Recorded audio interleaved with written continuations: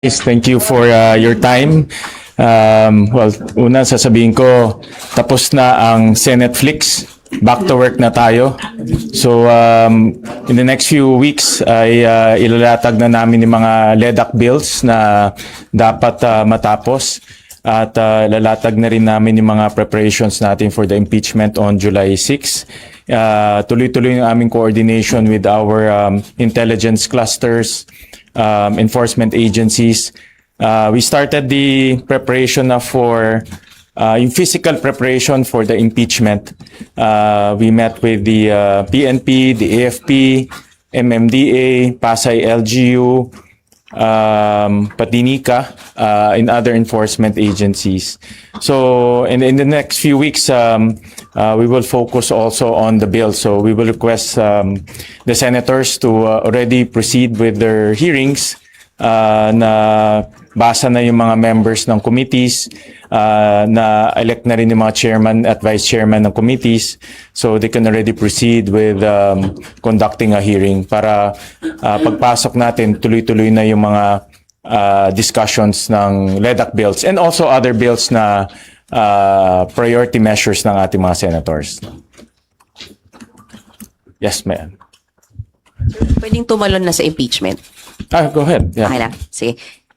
Hello. Ayan. Sir, kahapon kasi sinabi ni Senator Ping na napag-usapan daw po ng majority na si Senator Cheese yung i-elect niyo, sir.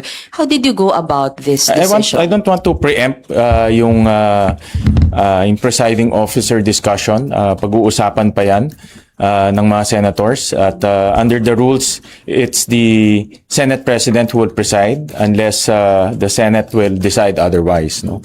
So I don't want to preempt our discussion. So magkakaroon kami ng discussion dyan. Pero sir, tama ba?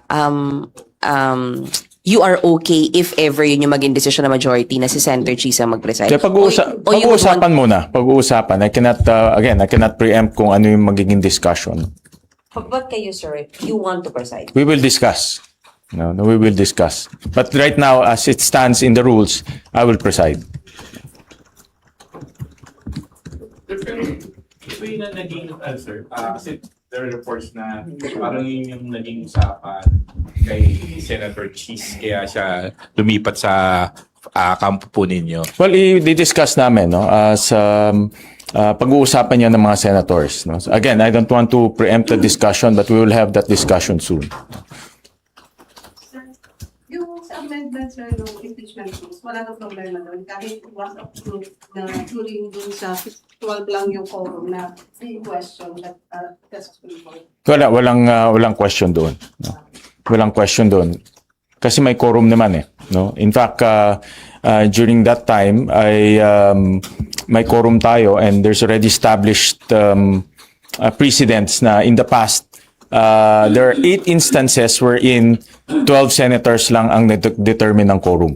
Pero sir, yung sa session yung kahapon, yung mga election ng committee chairmanships, parang may mga inulit kayo doon? Dahil ba to, Wala naman. Yung mga binanggit na pangalan na chairmanship were only manifestations. Kasi nag-elect na in the past, tapos minanifest lang. And then, ang importante doon yung election ng mga members. Yun ang pinaka-importante. hindi siya inulit dahil may 13 No, number? if you listen to the motion ni Senator Zubiri, it was a manifestation on the part of the chairman. And then the members ang election.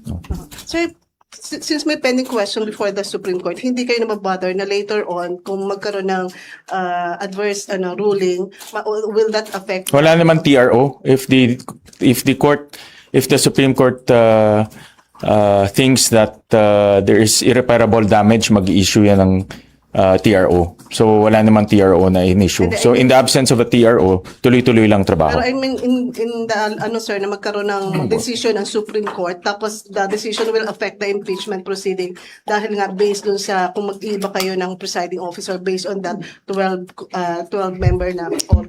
Wala naman. Tuloy-tuloy lang yung trabaho, no? Wala namang in-issue na TRO. Sir, good morning, sir. May discussion na kayo, initial discussion with the minority. Kahapon, minanifest na nila kung sino yung minority leader Yes. nila. Nakausap na po ba kayo? Nag-text man lang ba sa Well, inyo minority may leader? mga nakausap ko yung mga pumunta kahapon, but in the next few days, will endeavor to talk to the different minority members. Like I said in the past, bukas naman yung ating pintuan, bukas yung ating tanggapan para makipag-usap. But I really appreciate yung mga minority members na nandoon yesterday. Give me a chance to talk to them, to also set the direction na mag-uumpisa na ng trabaho. And in fact, yesterday, naging very lively yung debate doon sa anti-hospital detention bill. No? So, ganun yung mga discussion na gusto natin in the next few weeks. And then I had also conversations with Senator Lauren Regarda regarding yung ibang mga priority measures niya. Ang maganda rin na-appoint na 3 minority members as chairman. No?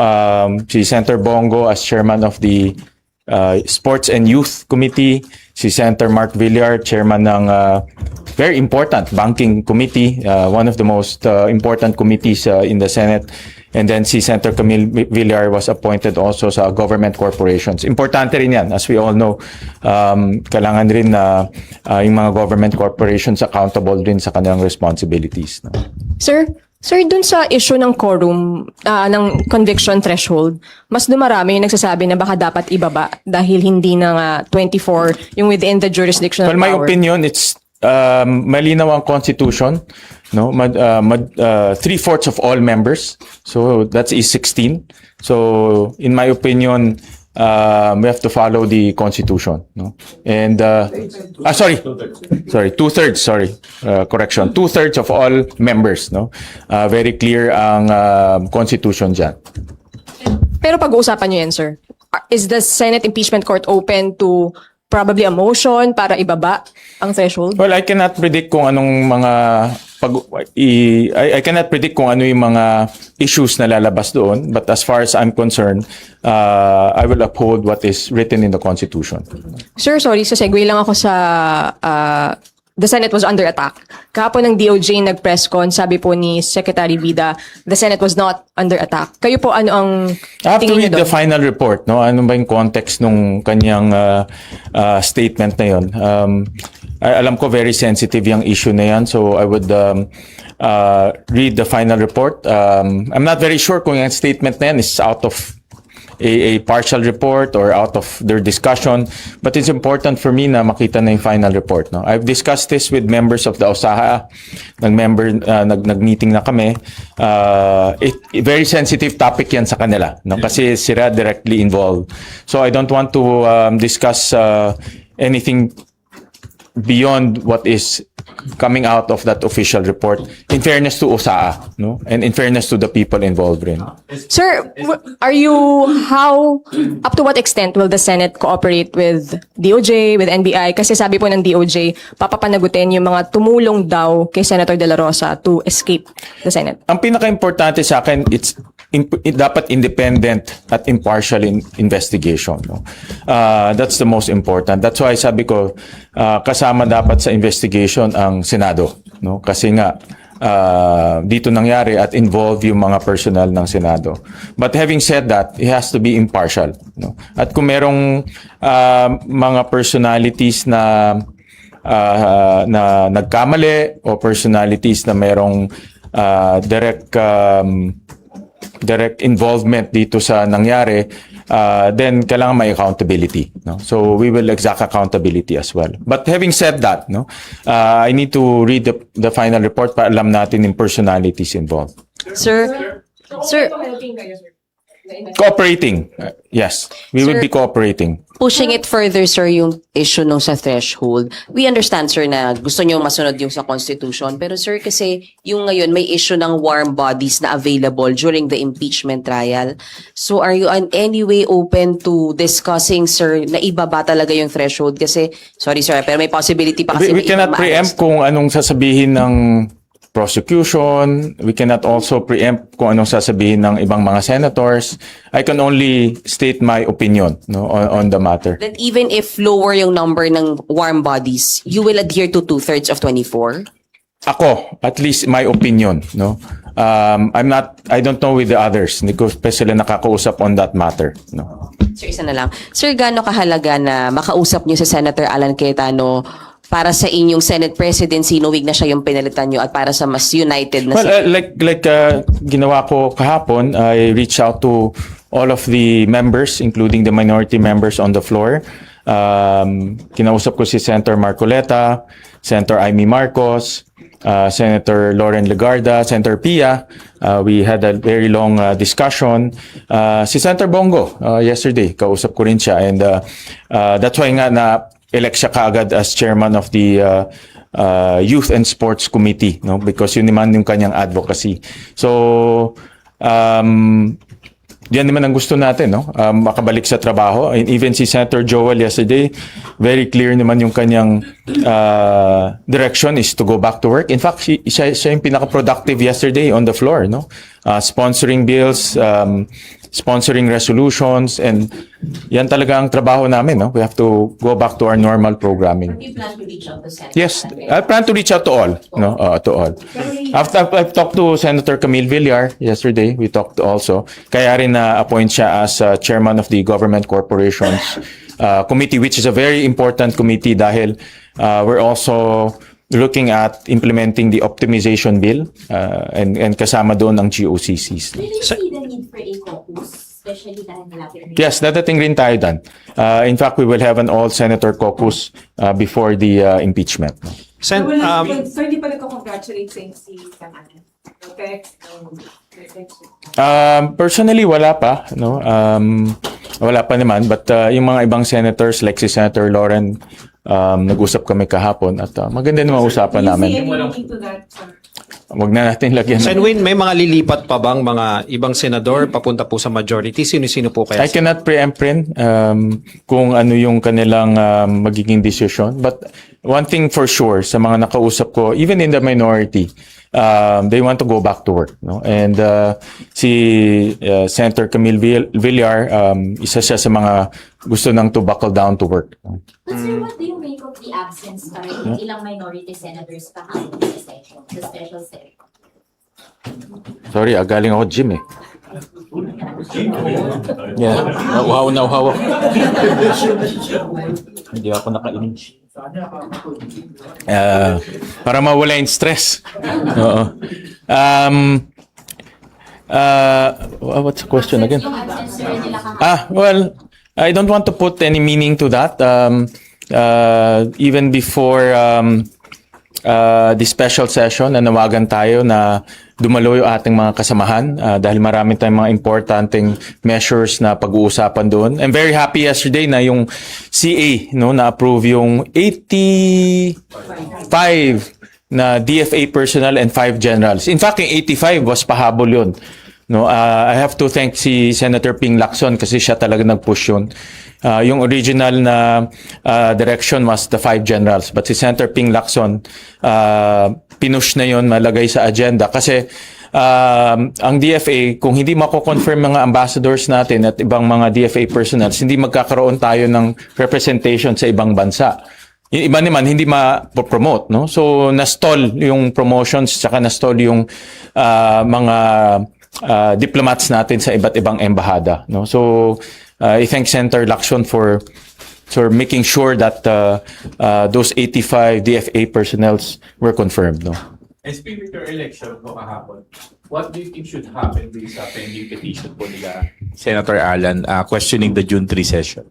Well, naka-file na yun sa Supreme Court, no? And nasa kamay na yan ng Supreme Court on how to deal with it, no? So we'll leave it with them. But should it be mooted, sir, with your election as SP? I cannot predict what the Supreme Court will come out with, no? But the Supreme Court is it's a very fair body. Traditionally, it respected the processes of the Senate. So we'll leave it with them. Sir, are you confident that you will be able to hold on to your position until 2028? Kakaupo ko pa lang, yun na kaagad din. Kasi ako naman, honestly, I serve at the pleasure of our colleagues. No? Hindi naman ako, kumbaga, nasa kanila yun, no? Sa mga colleagues natin. And like, kilala niyo naman ako, whether Senate President or not, I will work for the Filipino people. Sir, kasi ang ano sir ng public, kung kakayanin pa ba after ng matapos yung binanggit nyo nga, Senate Flix, then another episode or another season ng Senate Flix na naman in the coming months? Ako ang sentimento na nakukuha ko sa ating mga kasamahan, gusto na nila rin bumalik sa trabaho no? Stressful din nangyari sa lahat hindi lang naman sa akin or sa ilan na senator, lahat na stress no? So they want to go back to the regular programming, which is legislation, debates, resolutions. Hindi kami magkaka-agree on many things, hindi rin kami we will not have the same position on many things.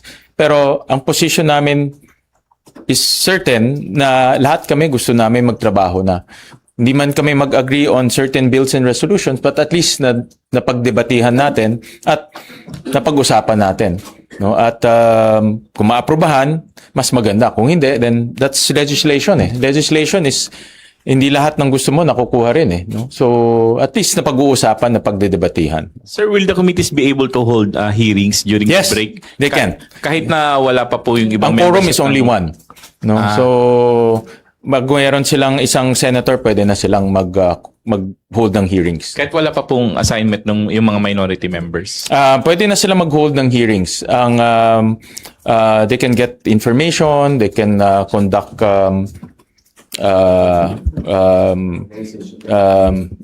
pwede na sila mag-organization rin, pwede na. No? Sir, meron bang effort on the part of the majority na madagdagan po yung 13? Kasi considering the fact na medyo manipis pa. Of course, we're very open. No? The majority is very open to welcoming other senators to join the group. Ang aming layunin ay magtrabaho to put the Senate back on track in terms of working on important bills. Ang priority ko ngayon, LEDAC. In fact, later on, I have a meeting with the team to narrow down the LEDAC bills. No? Kasi we only have 2 years to go. Ang cycle ng isang bill is more or less 1.5 years to 2 years. Alam niyo naman yan. No? So we barely have enough time to finish the bills. So kailangan talaga, kaya yesterday, pag may bills, talagang I talked to the chairman, I talked to the people who will debate para makita natin kung ano yung pwede nating solution and matapos yung bill. Pero sir, sa style ng leadership nyo, meron bang in-expect na major changes? Gusto ko yung style ni Senator Cheese. No, malinis yung banyo, malinis yung garden, no, mabango yung Senate. In fact, kausap ko na nga siya hiningi ko sa supplier niya ng pabango no. So but ang tao kasi lalo na mga bisita natin, hindi naman nila alam yung rules of the Senate Ang first impression nila, malinis ba yung banyo, maganda ba yung garden, maliwanag ba yung yung Senado. So, those are the basics. Nung mayor ako, ganun rin ginagawa ko kasi image ng Senado yan. No? So, that's one thing I learned from SP Cheese na importante yung image. It might be trivial, no? Parang walang, hindi importante, pero in the eyes of the public, importante yan. SP, in case na ma-elect nga si Sen Cheese na presiding officer ng impeachment court, bakit okay lang sa'yo? Sinasabi naman ng mga kasama mo na competent. Let's wait, guys, kasi pag-uusapan pa yan. No? Let's wait. It will be a discussion. Pero sir, yung BICAM ng budget mananatiling talagang open sa public? Yes, I talked to Senator JV this morning at napag-usapan na namin yung budget process. The BICAM will remain open. The documents will be uploaded like last time. Mga transcripts uploaded rin real time. So lahat yan ipapatuloy ni Senator JV. Sir, kahapon po nag-post si Congressman Pulong Duterte. Sabi niya, may info siya na naglabas na raw may in-issue na warrant ang ICC for Senator Bongo. If ever lang, sir, na totoo yun, and Senator Bongo will seek the help of the Senate, can he expect the same, yung binigay kay Senator Bato na protective custody? Wala pa akong nakukuhang information na ganun, so it's very difficult to again, it's very difficult to preempt, no? Let's wait kung totoo nga yung information na yun. No? So, sa ngayon, sir, di ba kasi parang sinasabi nila, kapag may session, hindi pwedeng mag-aresto sa Senate. May ganun mga asahan si Senator? Ayaw ko magsalita in advance kung wala pang information. Mahirap, no? Mahirap. The situations vary, no? So it's very hard to answer, and then iba naman yung situation, no? Sir, yung kay Senator Jinggoy Estrada, di ba nagbaba na yung Sandigan Bayan ng 90 days suspension? Ang Senate po ba, kailangan pa yun i-approve o automatic na yun? Okay. Yung kung ano yung itong 90 days suspension, hindi bago ito, no? Nangyari na ito in the past, no? With other senators. So kung ano yung naging practice in the past and ano ang legal practice in the past, yun ang susundan natin. In this case, I haven't, kasi naging busy sa pre-trial, no? So I haven't really sat down with our legal team on how to go about it. But ang masasabi ko lang, kung ano yung legal practice in the past, yun ang susundan natin. I'll give you a straight answer pag nakausap ko ng legal team. No? Kapag sir, separate pa ba yung sa impeachment, yung role niya as a senator judge sa impeachment? From what I understand, pag suspended ka as a senator, kasama na rin dun yung being a senator judge. No? So the suspension is to the senator, and it carries with it all the responsibilities as a senator, including becoming a senator judge. Pero sir, natanggap niyo na po. Or considered pa rin siya as a senator? You have to distinguish determination of the quorum and to convict. No? These are two separate things. Determination of the quorum is iba yun, no? And determination to convict, iba rin yun. No? Simple ano, sir, majority yung sa quorum. Simple majority, sir. Ang quorum, yes, simple majority. Yeah. Which is 13. Yeah. Okay, guys, meron pa? Yes, sir. Sir, naisip mo po ba na sana better time yung pagkaka-assume mo as SP? Kasi ang dami pong issue. May mga senator na tapos daw yung bago ka ma-elect talaga, ang daming issues. Sana, parang naisip mo ba na sana mas better times na parang... Sana talaga. Lahat naman tayo gusto natin to assume a role during better times, 'di ba? Lahat naman tayo, pero nasa Diyos 'yan eh.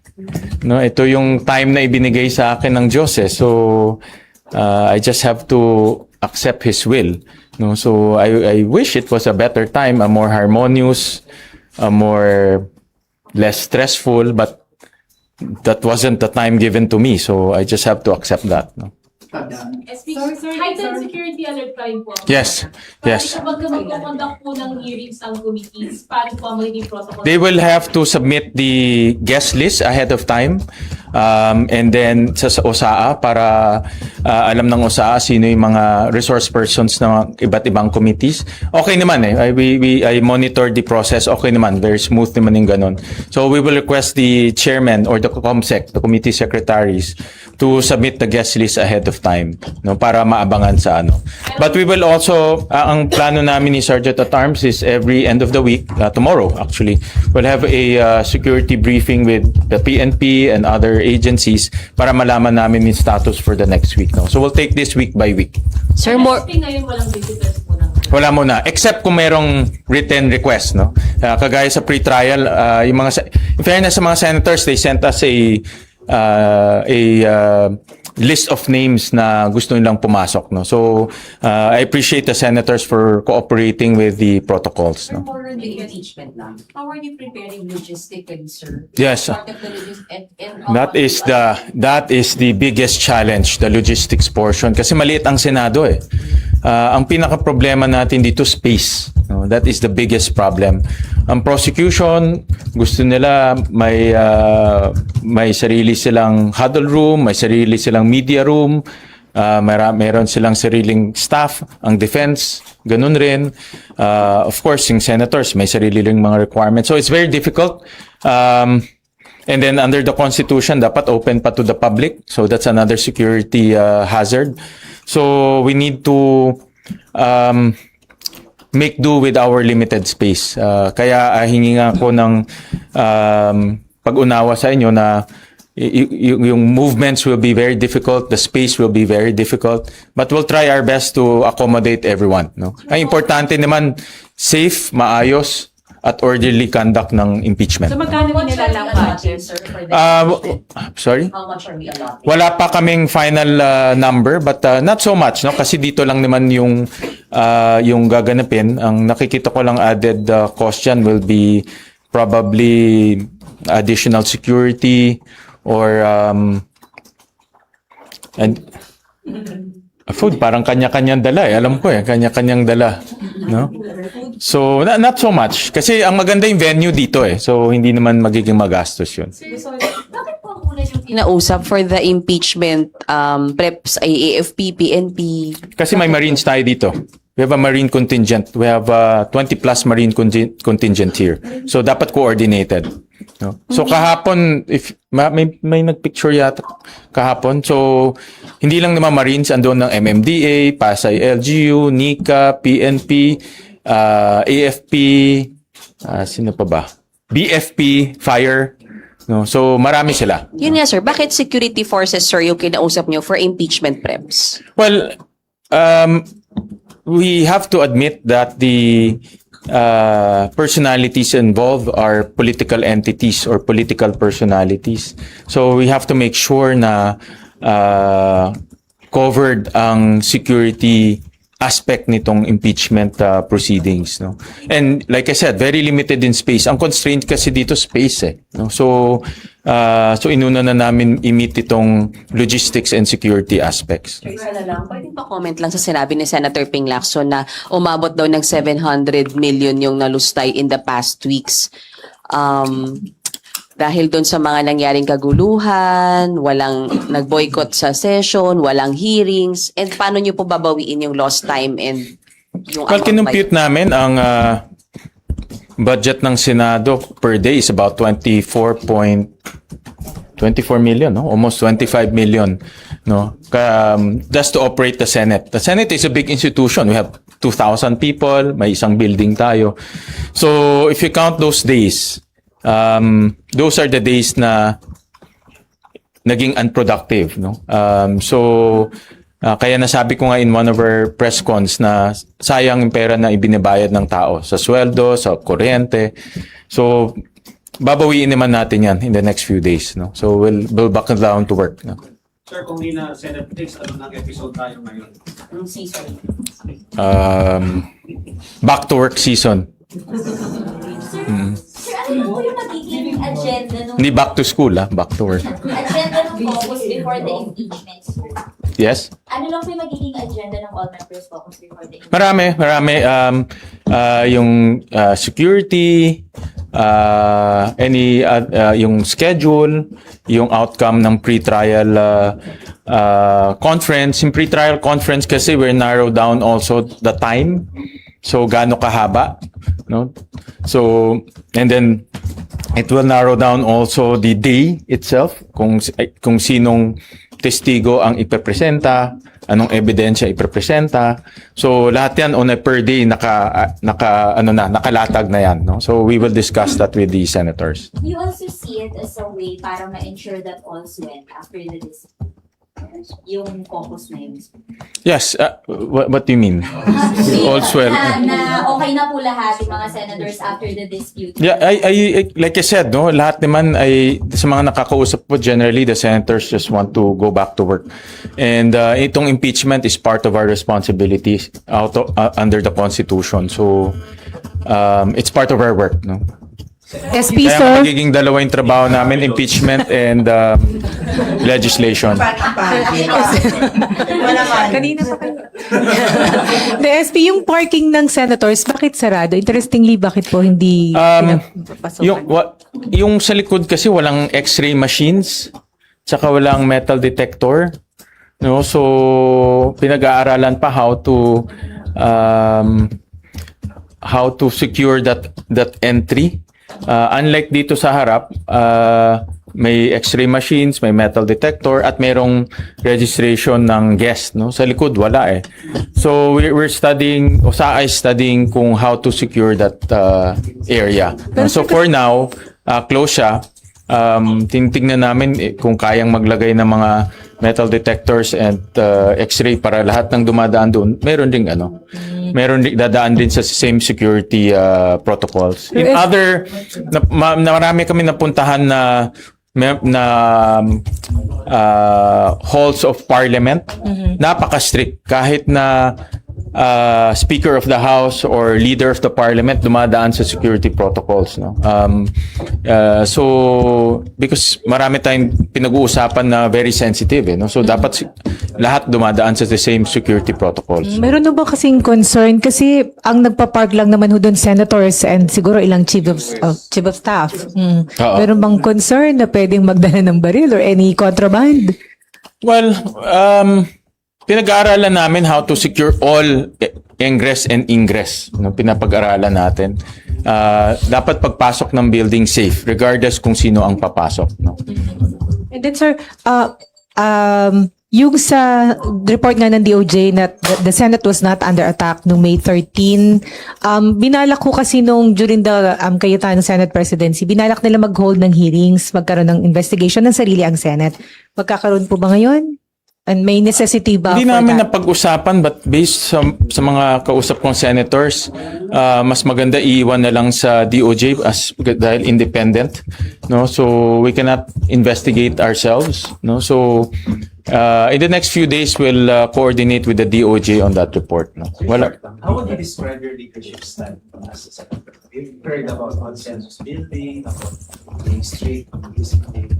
Well, I think most of you have witnessed my last 10 years here. Pati TWG pinupuntahan natin, no? Kasi ako para sa akin TWG mas importante sa hearing kasi doon yung nitty-gritty ng bill making eh. So but I enjoy it, no? Kasi natututo ako at nakikilala ko yung mga resource persons. So I think if I describe it, kayo na lang mag-describe, no? I think mahirap self-serving kasi pag di-describe ko sarili ko eh. Oo. Oo. Okay? Last?